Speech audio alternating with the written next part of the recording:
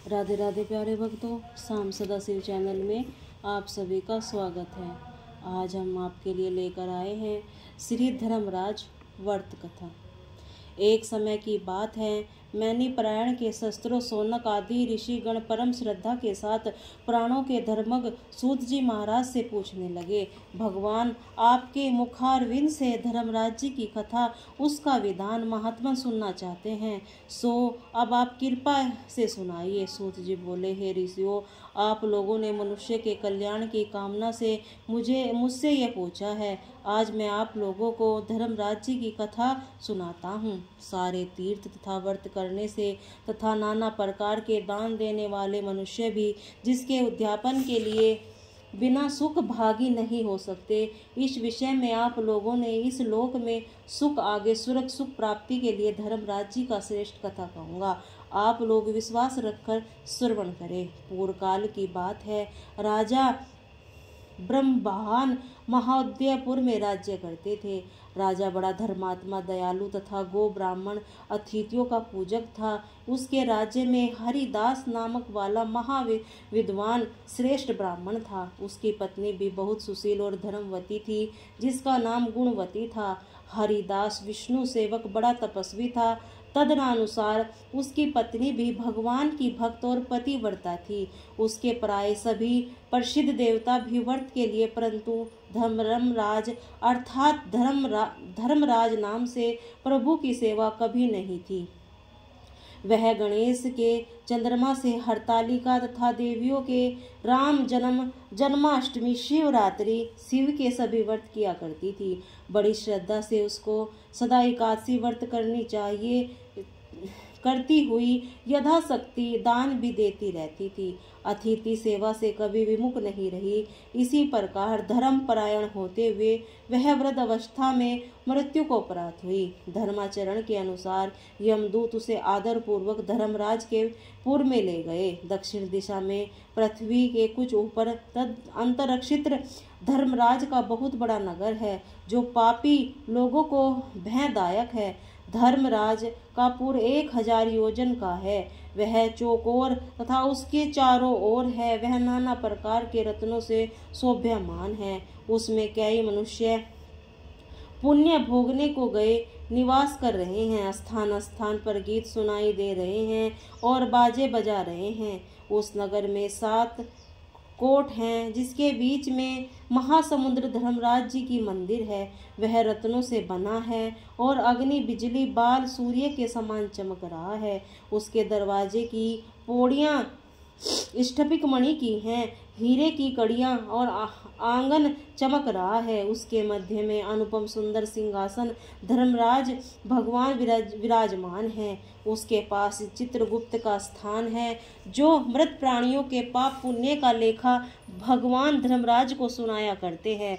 यमराज के दूत गुणवती को वहां ले गए। उनको देखा वह भयभीत होकर कांपने लगी और नीचे मुख किए खड़ी हो गई। चित्रगुप्त ने उनके पूर्व जन्म में किए हुए पाप पुण्य का लेखा जोखा पढ़कर सुनाया। धर्मराज जी उस गुणवती की हरिहर आदि सब देवी तथा अपने पति की भक्ति देखकर प्रसन्न हुई।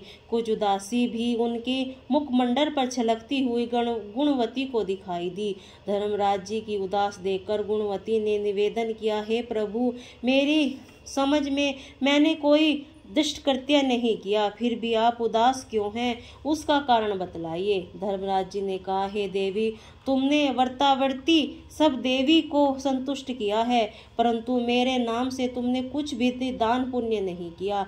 यह सुनकर गुणवती ने कहा, हे भगवान, मेरा अपराध क्षमा करे। मैं आपकी उपासना नहीं जानती थी। अब आपकी कृपा करके उपाय बतलाए, जिससे मनुष्य आपके प्रतिमात्र बन सके। यदि मैं आपकी भक्ति मार्ग में आपको मुख से श्रवण कर वापस मृत्यु लोक में जा सकूं, तो आपको संतुष्ट करने का उपाय करूंगी।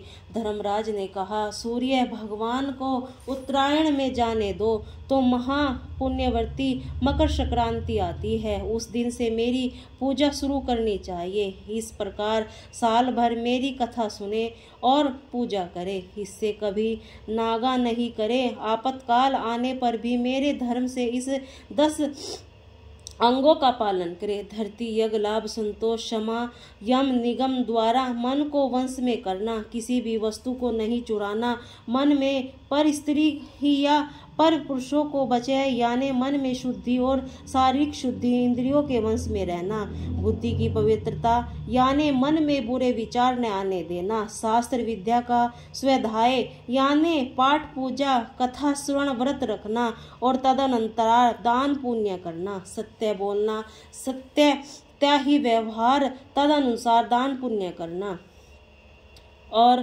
क्रोध नहीं करना। वे 10 धर्म के लक्षण हैं और मेरी इस कथा को नियम से हमेशा सुनते रहे या पढ़ते रहे, यथाशक्ति दान पुण्य तथा परोपकार करते रहे। जब साल भर बाद फिर मकर संक्रांति आए तब उद्यापन कर दे, सोने या असमर्थ हो चांदी की मूर्ति बनवाए, विद्वान ब्राह्मण के द्वारा पूजन हवन आदि करे, मूर्ति को प्राण प्रतिष्ठा कर पंचामृत से स्नान कर चौपार उसकी पूजा करे, मेरे साथ ही चित्रगुप्त की भी पूजा करे और सफेद काले तिलों के लड्डू का भोग लगाए, हमारी पूर्ण तुष्टि के लिए ब्राह्मणों को भी जिमाए और बांस की छावड़ी में 5.25 सेर धान्य जवार जो मुक्का तुल्य मानी हो भरकर गुरु या ब्राह्मणों को भेंट दे। स्वर्ग में चढ़ने के लिए सोने या चांदी के सैनी के दान दे, परंतु सुंदर बनी हुई सैया भी दान दे, जिससे मूल्यवान गद्दा तकिया रजाई हो, जिसके सिवाय कंबल पादुकाएं बांस की लकड़ी लोटा डोर 5 कपड़े भी दान देना चाहिए। गोदान का सामर्थ्य हो तो श्वेत या लाल गाय मेरे लिए और काली गाय चित्रगुप्त जी के लिए दान दे। ये दान की वस्तु स्वर धारण के लिए धन्यवान व्यक्तियों कुछ भी दे और भी अच्छा है। गुणवती ने भगवान की यह प्रार्थना की, हे प्रभु, यदि आप यह बात है तो मुझे यमदूतों से छुड़वाकर फिर संसार में भेजिए, जिससे मैं आपकी कथा का प्रचार कर सकूं। त्यों ही उसकी प्रार्थना पर भगवान धर्मराज को स्वीकृति दी। उसी समय उसके मृत शरीर में पूर्ण प्राणों का संचार हो गया।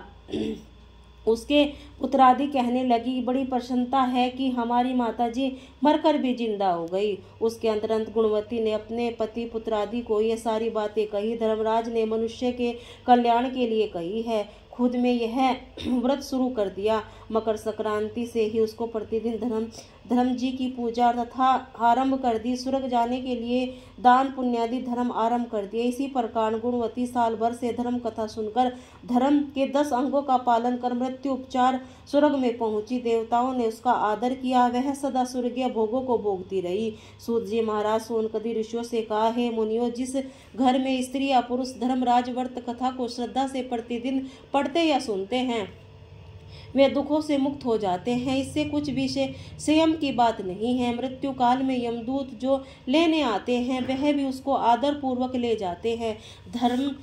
धर्मा जी की सभी सदा सुखी रहते हैं। यदि वह मनुष्यों को कुछ पाप बाकी हो तो वे शीघ्र ही पाप नाशक का उपाय बतलाकर शीघ्र ही पाप मुक्त कराने में सहायता बन जाते हैं। गरुड़ पुराण आदि में लिखा है कि पापी लोगों को यमदूत महान कष्ट पहुंचाते हुए ले जाते हैं, परंतु धर्मराज जी की कथा कहने वाले यमलोक मार्ग से भी कष्ट नहीं पाते।